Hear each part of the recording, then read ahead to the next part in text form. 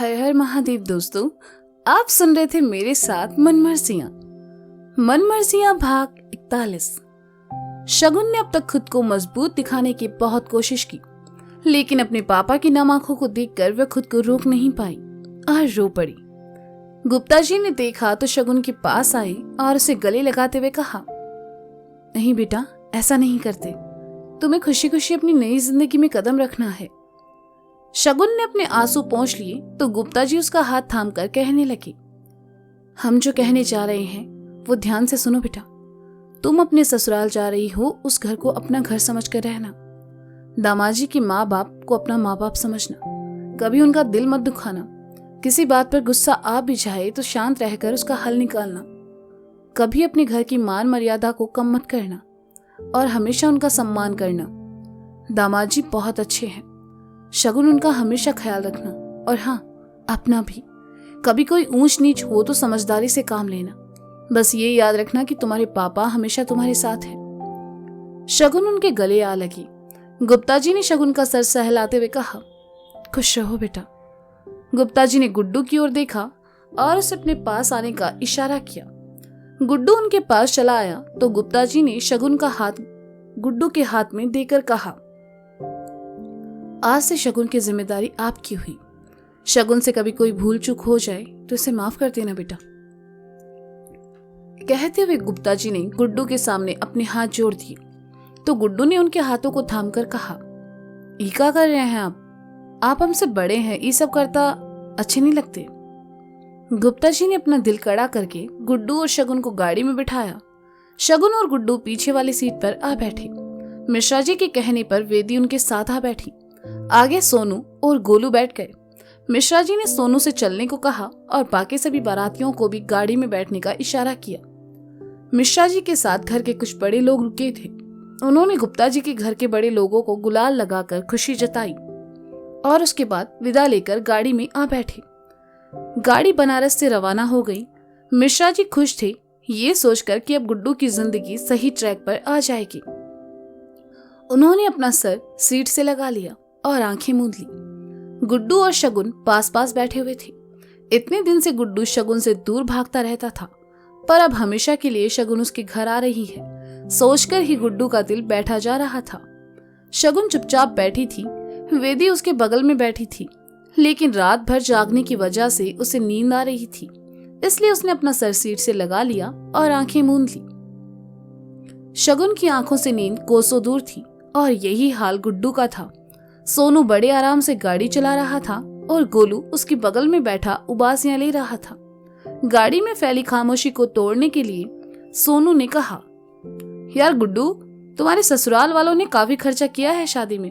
भाई, आज से पहले तो इतनी शानदार शादी मैंने कभी नहीं देखी। हाँ, अच्छा था, गुड्डू ने धीरे से कहा। क्या बात है बे, इतना सुस्त काहे हो रहे हो? दुल्हनिया बैठी है बगल में, बतियाओ यार। सोनू भैया ने कहा, अरे सोए नहीं है 3 रातों से, सुस्ताएंगे नहीं तो और क्या करेंगे, आप ही बताओ। इनसे तो जिंदगी भर बतियाना है। गुड्डू ने इस बार शगुन की ओर देखकर कहा। शगुन को गुड्डू की आवाज बहुत पसंद थी, साथ ही उसका इस टोन में बात करना हर बार शगुन के होंठों पर मुस्कुराहट ले आता था। गोलू ने देखा तो कहा, वैसे भाभी कुछ भी कहो, शादी में भैया से ज्यादा सुंदर लग रही थी आप, एकदम कंटाप। कानपुर की लड़कियां जल जाएगी आपकी खूबसूरती देखकर, है ना सोनू भैया? देखो गोलू, ऐसा है, हम है शादीशुदा प्राणी, तो भैया हमको तो अब किसी और को देखने की परमिशन तक नहीं है। यही सवाल तुम गुड्डू से काहे नहीं पूछते? सोनू भैया ने कहा। गुड्डू भैया से कहा पूछना, हम कह रहे हैं ना, गोलू ने कहा। सुबह हो चुकी थी। गाड़ी खाली सड़क पर दौड़े जा रही थी। सोनू, गुड्डू और गोलू बातें कर रहे थे और शगुन बस बैठी उन सबकी बातें सुन रही थी। गाड़ी चलाते हुए सोनू भैया को शरारत सूझी और उन्होंने अचानक से गाड़ी को बाईं ओर मोड़ा। गुड्डू, जो कि इत्मीनान से बैठा था, शगुन में आ गिरा। दोनों की नजरें मिली और दोनों एक दूसरे की आंखों में देखने लगे।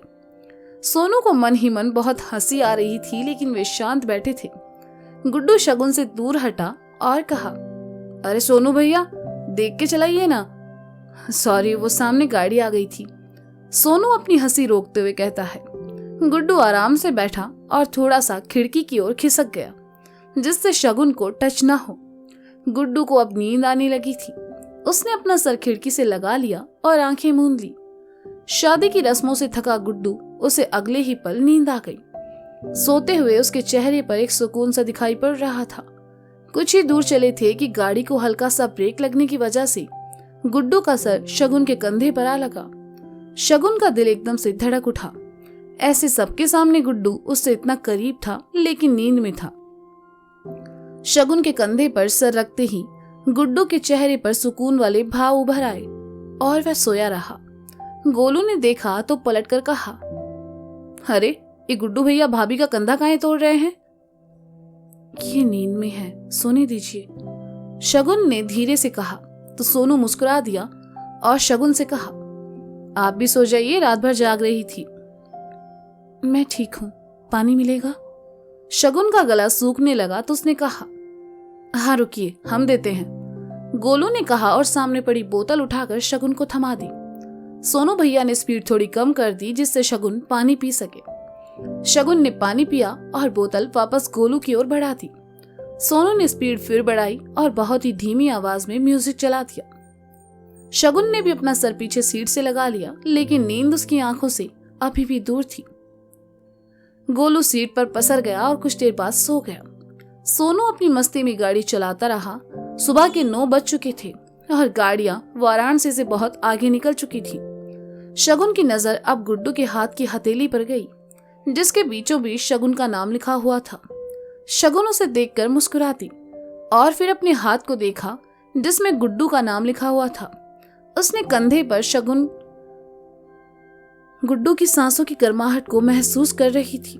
गाड़ी में वह गुड्डू से बात नहीं कर सकती थी क्योंकि सोनू, गोलू और वेदी भी साथ थे। कुछ देर बाद ही सोनू को मिश्रा जी का फोन आया और उन्होंने नाश्ते पानी के लिए गाड़ी रोकने को कहा। आगे 1 किलोमीटर जाकर अच्छा ओपन रेस्टोरेंट था। सोनू ने वहीं गाड़ी साइड में लगा दी। थोड़ी देर बाद दूसरी गाड़ियां भी आ पहुंची। बाकी बारातियों की बस रात में ही कानपुर के लिए निकल गई थी। सभी गाड़ियों से नीचे उतरे और अंदर चले आए। सोनू ने सो रहे गोलू और वेदी को उठाया और नीचे उतरने को कहा। वेदी और गोलू के उतरने के बाद सोनू ने पलटकर शगुन से कहा, आप यहीं बैठिए, आराम से आ जाइएगा। दरअसल सोनू उन दोनों को कुछ देर के लिए अकेला छोड़ना चाहता था ताकि शगुन गुड्डू से कुछ बात कर सके। गुड्डू अभी भी बेपरवाह सोया हुआ था। शगुन और गुड्डू दोनों अकेले ही थे। शगुन ने धीरे से गुड्डू के कंधों को थपथपाया तो गुड्डू ने अपनी आंखें खोली। जैसे ही उसे महसूस हुआ कि वह शगुन के कंधे पर सर रखकर सो रहा है, गुड्डू एकदम से उठा और शगुन से दूर होकर कहा, हम सो गए थे गा? शगुन ने धीरे से कहा, अपना सर तुम्हारे कंधे पर रखे हुए थे? गुड्डू ने पूछा। जी, शगुन ने कहा। अरे सॉरी, हम नींद में थे, पता नहीं चला, गुड्डू ने मासूमियत से कहा। कोई बात नहीं, शगुन ने सहजता से कहा। बाकी सब कहाँ हैं और हमें अकेला कहाँ छोड़कर गए हैं? गुड्डू ने पूछा। पापा जी ने शायद कुछ देर यहाँ रुकने के लिए कहा है। सोनू भैया और गोलू जी बाहर हैं, शगुन ने कहा। हम देख कर आते हैं, गुड्डू ने कहा तो उसे वहां से निकलने का बहाना चाहिए था। गुड्डू बाहर आया और मिश्रा जी से पूछा तो उन्होंने बताया कि नाश्ते पानी के लिए रुके हैं। गुड्डू अंगड़ाई लेता हुआ वहां से चला आया। कोट में गर्मी लगने लगी तो गुड्डू ने उसे निकाल दिया और वहां पास ही कुर्सी पर रख दिया।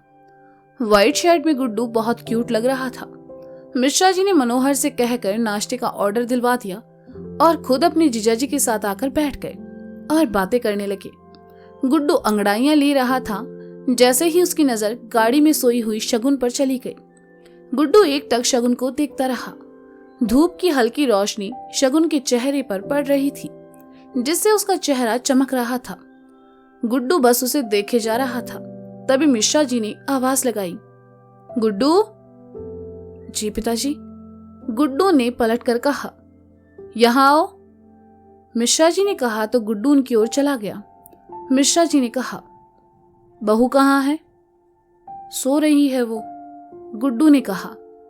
अच्छा तो जाकर उठाओ उन्हें, फ्रेश होने को कहो ताकि कुछ खा पी ले, अभी तो काफी लंबा सफर तय करना है। मिश्रा जी ने कहा। हाँ तो वेदी से कहिए ना, वो जाके कह देगी। गुड्डू ने कहा। काहे, शादी तुमसे हुई है या वेदी से? चुप करके जाओ और उनको जो चाहिए वो अवेलेबल करवाओ, मिश्रा जी ने आदेश देते हुए कहा। तो गुड्डू वहां से चला गया। गुड्डू गाड़ी के पास आया लेकिन शगुन सो रही थी। ऐसे में उसे कैसे उठाए? गुड्डू ने धीरे से गाड़ी का दरवाजा खोला और शगुन के कंधे को छूकर कहा, सुनो। शगुन एकदम से जागी और गुड्डू की ओर पलटी। दोनों के चेहरे आमने सामने थे। होठों के बीच सिर्फ 1 इंच का फासला था। दोनों एक दूसरे की आंखों में देख जा रहे थे और पीछे बैकग्राउंड म्यूजिक बज रहा था। गाने से बेहतर है मैं आपको ये पढ़कर ही सुना दूं। हो चुके हैं हम तुम्हारे, तुमसे ही है हर खुशी, मिल चुका सारा जहां अब ना रही कोई कमी, तुम जो अब साथ हो और क्या चाहूं भला, पा लिया है तुमको मैंने और क्या मांगू भला, होठ है खामोश नजर सब कहती है, इश्क में जब 2 रूह मिलती है, खामोशियां भी समझती है, इश्क में जब 2 रूह मिलती है, ये वादियाँ ये कारवां भूल गए हम ये जहां, होश में अब रहे ना, मन मर्जियां मन मर्जियां मन मर्जियां, कैसी ये मर्जियां। तो गुड्डू को होश तब आया जब मिश्रा जी की आवाज उसके कानों में पड़ी। मिश्रा जी किसी को डांट रहे थे। गुड्डू गाड़ी से बाहर आया और कहा, सब बाहर है, तुम भी आ जाओ, फ्रेश हो लो, कुछ खाए लो। शगुन ने कहा और अपना दुपट्टा संभाले गाड़ी से बाहर आ गई। भारी भरकम लहंगा, उस पर इतनी ज्वेलरी और साथ में हाथों में चूड़ा। शगुन गाड़ी से उतरी तो उससे ठीक से खड़े भी नहीं हुआ जा रहा था। गुड्डू ने देखा तो अपना हाथ शगुन की ओर बढ़ा दिया। शगुन ने गुड्डू का हाथ थाम लिया और उसके साथ चल पड़ी। वेदी ने देखा तो शगुन की तरफ आई और गुड्डू से कहा, भैया भाभी को हम ले जाते हैं, आपको सोनू भैया बुला रहे हैं। ठीक है, गुड्डू ने कहा तो शगुन ने अपना हाथ हटा लिया और वेदी के साथ वहां से चली गई। गुड्डू सोनू भैया के पास चला आया। हाँ सोनू भैया, क्या कह रहे थे? गुड्डू ने सोनू की बगल में बैठते हुए कहा।